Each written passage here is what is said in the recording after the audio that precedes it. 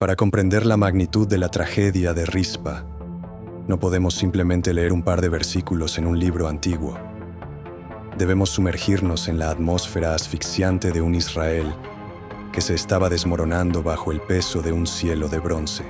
Imaginen una tierra donde la lluvia se ha convertido en un mito, donde el suelo se agrieta como la piel de un leproso y donde el hambre ha dejado de ser una molestia para convertirse en una presencia constante que se sienta a la mesa de cada hogar. Llevaban 3 años de sequía absoluta, 3 años viendo cómo el ganado caía muerto y cómo los niños lloraban por un vaso de agua que no existía. El rey David, el hombre conforme al corazón de Dios, el guerrero que había unificado las tribus, se encontraba ahora de rodillas, no por un enemigo externo, sino por el silencio aterrador de lo divino. David sabía que la sequía no era un capricho de la naturaleza, sino un síntoma de una enfermedad espiritual. Un rastro de sangre que clamaba justicia desde las raíces mismas de la nación. Cuando David consultó al oráculo, la respuesta llegó cargada con el veneno de una traición pasada. Es por causa de Saúl y de su casa sanguinaria, porque él mató a los Gabaonitas. Aquí es donde la política y la fe se entrelazan de forma macabra. Saúl, el rey predecesor, el hombre que terminó su vida en la oscuridad del suicidio y el fracaso, había intentado en su celo fanático aniquilar a los Gabaonitas, un pueblo extranjero que vivía bajo un pacto de protección jurado siglos atrás por Josué. Saúl rompió ese pacto y la sangre derramada había quedado suspendida en el aire, bloqueando las nubes, exigiendo una retribución que solo la sangre podía pagar. David, atrapado entre su deber como rey y la necesidad de restaurar el favor divino, llamó a los supervivientes Gabaonitas. No les ofreció oro, ni tierras, ni disculpas vacías. Les preguntó, ¿qué haré por vosotros para que bendigáis la heredad del Señor? La respuesta de los Gabaonitas no fue económica, fue visceral. Ellos no querían plata ni oro de la casa de Saúl, querían justicia retributiva, ojo por ojo, vida por vida. Denos 7 hombres de los hijos de Saúl, para que los ahorquemos ante el Señor en Gabaa. Es en este punto donde la historia de Rispa se convierte en una tragedia griega de proporciones bíblicas.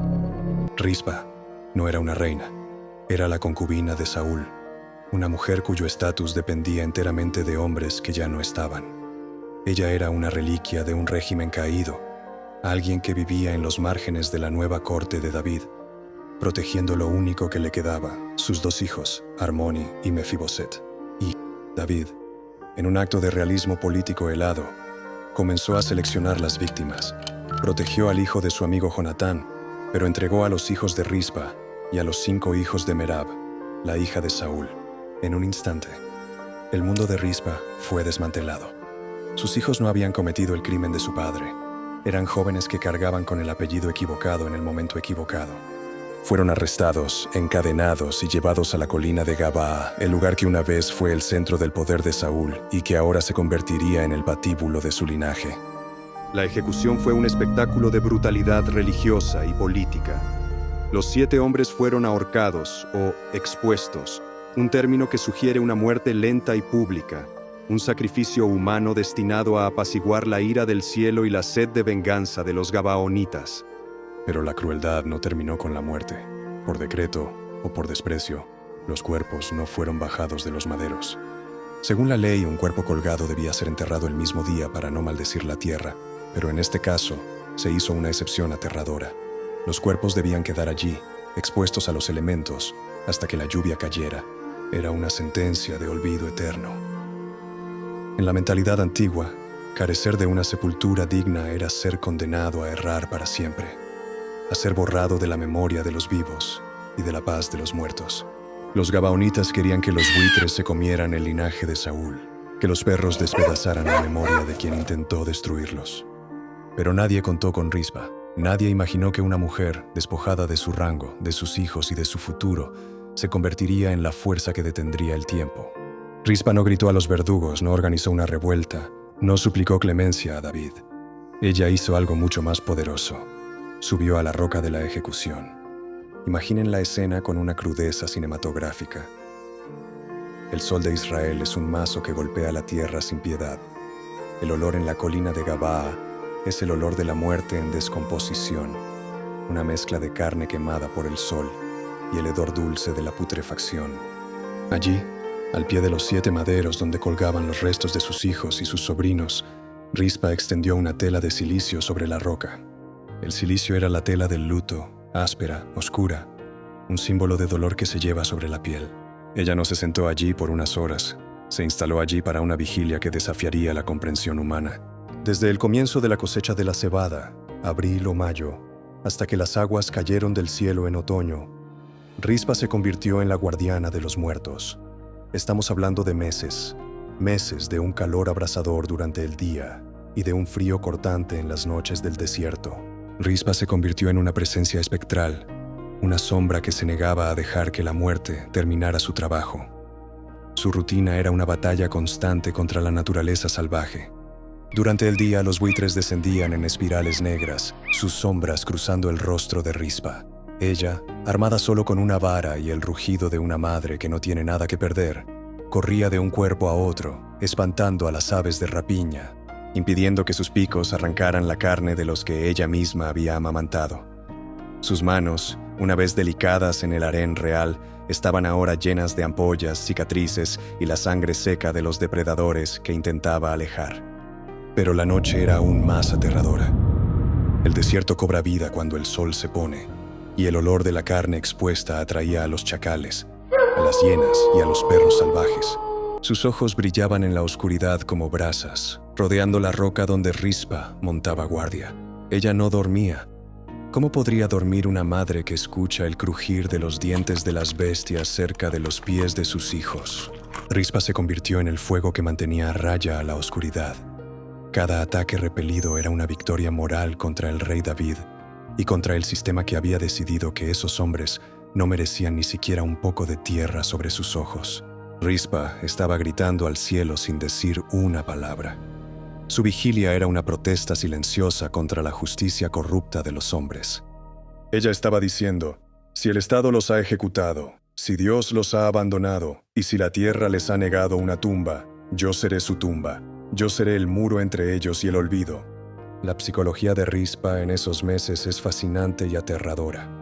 Ella se convirtió en un monumento vivo al duelo. Su piel se volvió como el cuero.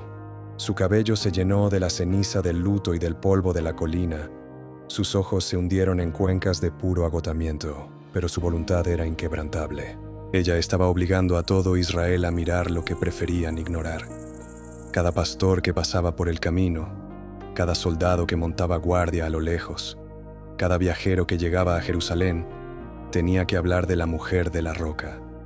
La historia comenzó a filtrarse por las grietas del palacio. Los rumores corrían como pólvora. Rispa sigue allí. Rispa no deja que los buitres toquen a los hijos de Saúl. Rispa está luchando contra las hienas. El dolor de Rispa dejó de ser privado para convertirse en un problema nacional de conciencia.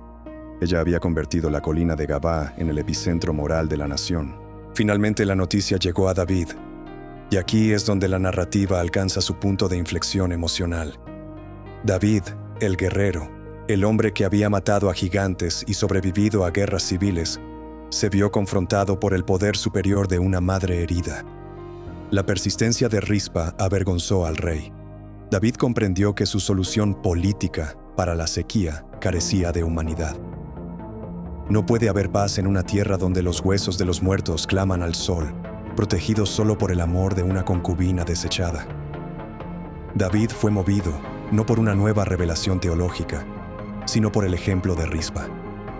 En un acto de redención tardía, David ordenó no solo que los cuerpos de los 7 fueran bajados y enterrados, sino que fue más allá. Mandó traer los huesos de Saúl y de Jonatán, que habían estado enterrados en un lugar lejano, para darles a todos una sepultura digna en la tumba familiar de Cis. El gesto de David fue una validación del sacrificio de Rispa. Ella había ganado. Su terquedad, su negativa a aceptar la humillación de sus hijos, obligó al Estado a rectificar. Solo después de que se les dio sepultura, dice el texto con una brevedad punzante, Dios fue propicio a la tierra después de esto. La lluvia no cayó por la muerte de los 7. La lluvia cayó porque la piedad volvió a la tierra a través de las manos de Rispa. Fue su luto el que rompió el cielo de bronce. Rispa nos enseña que la verdadera justicia no es una transacción fría de sangre, sino un acto de restauración de la dignidad. Ella nos muestra que incluso cuando el sistema te quita todo, tus hijos, tu hogar, tu honor. Todavía te queda la soberanía de tu propio dolor. Ella no fue una víctima pasiva, fue una guerrera del duelo. Rispa es la patrona de todos los que hoy buscan a sus desaparecidos, de todas las madres que marchan en plazas pidiendo justicia por hijos que el poder ha decidido borrar. Su historia es un recordatorio de que un acto de amor persistente puede cambiar el decreto de un rey y abrir las puertas del cielo. Al final de su vigilia, Rispa no recibió a sus hijos de vuelta a la vida, pero recibió algo que para ella era igual de sagrado, el reconocimiento de que sus vidas importaban. Cuando la lluvia finalmente cayó sobre la roca de Gabaa, no solo lavó el polvo y la sangre de la piedra, sino que lavó la culpa de una nación que había olvidado cómo ser compasiva. Rispa bajó de la roca, desapareciendo en las sombras de la historia, pero dejando tras de sí el eco de un rugido materno que todavía resuena como una advertencia. El amor nunca duerme, y ante el amor de una madre, incluso los reyes deben arrodillarse. Esta es la historia de la mujer que venció a los buitres y a los reyes con una tela de silicio y un corazón que se negó a romperse. Es la historia de cómo la debilidad absoluta, cuando se abraza con integridad, puede convertirse en la fuerza más poderosa del universo. Rispa, la guardiana de los muertos, la que trajo la lluvia, sigue siendo el faro para cualquiera que crea que su voz no cuenta. Porque en el silencio de aquella colina, una sola mujer demostró que se necesita más que un ejército para silenciar a alguien que ha decidido que su amor es más fuerte que la muerte.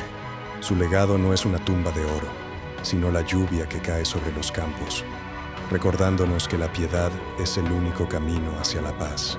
La vigilia de Rispa duró 6 meses. 6 meses donde cada día era una batalla contra la desesperación y cada noche un duelo con la locura.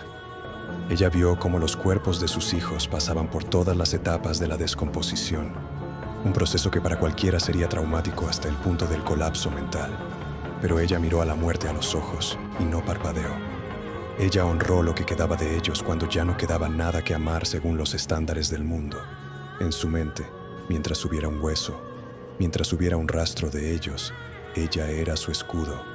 Esta es la esencia de la lección de Rispa. La dignidad no te la da el Estado. La dignidad la mantienes tú, con tu resistencia. Rispa transformó un lugar de ejecución en un lugar sagrado. Ella santificó la roca de Gabaa con su presencia. A menudo pensamos en los héroes bíblicos como personas que realizan proezas militares o milagros espectaculares, pero Rispa es una heroína de la resistencia estática. Su proeza fue quedarse, simplemente quedarse. En un mundo que nos pide pasar páginas rápidamente, que nos pide olvidar el dolor y seguir adelante por el bien de la economía o de la estabilidad política, Rispa nos dice que hay cosas que no se deben olvidar. Hay deudas que deben ser pagadas con respeto, no con dinero. Ella obligó a David a hacer una pausa en su reinado para enterrar a sus muertos. Y en esa pausa, la nación encontró su sanidad. La sequía terminó porque la humanidad regresó al trono. La historia de Rispa es una de superación a través del sufrimiento asumido. Ella no superó la muerte de sus hijos, ella la habitó. Ella hizo del duelo su hogar y de la justicia su misión. Y al hacerlo, se convirtió en una de las figuras más poderosas y subestimadas de la historia sagrada. Su nombre, que significa piedra caliente o carbón encendido, le hacía justicia. Ella fue el carbón que mantuvo vivo el fuego de la justicia en un tiempo de cenizas frías. Rispa es el recordatorio eterno de que no importa cuán oscuro sea el decreto de un gobierno o cuán profunda sea la indiferencia de la sociedad, un solo individuo con una vara en la mano y una tela de silicio puede mover los corazones de los hombres y las nubes del cielo. Ella es la prueba de que el amor no se rinde, el amor no se cansa, y el amor, al final del día, es lo único que tiene el poder de traer la lluvia a nuestras tierras desérticas.